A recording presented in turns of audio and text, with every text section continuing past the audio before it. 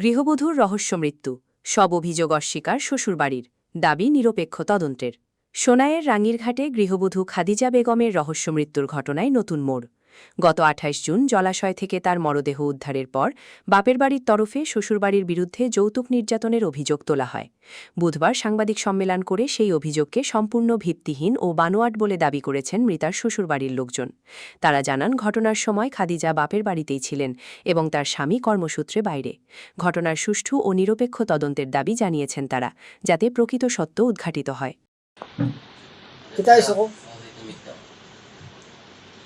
আমরা বউরা কে আইছি রাঙ্গিরঘাট তার বাবার বাড়ি তো রাখে আইছি তারা বুন্দিবার লাগি নেভাইছো নেভাইয়া এসব তো তারা রাখছো না কয়দিন পরে রাখা করছে আনি দিতা, তারা আনি দিছে না না দিয়া এখন হঠাৎ উনি মৃত্যুর খবর কিরকম মরছে আমার বউ অকুর তন্ত চাই মেয়ের বাইয়ে আমি রবিজালি পড়বো ইয়া আমরা উপরে যে বদনামটা উড়ে সব মিথ্যা, মেয়ের ভাই যে মিথ্যাবাদী করছে এটা সব মিথ্যা, যৌতুক দাবিটা হয়েছিল এটা সব মিথ্যা।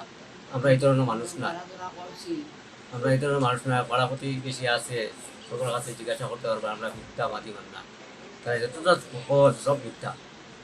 এখন আমার ছেলের বউ কীরকম মূল্য এটা আমরা তদন্ত চাই।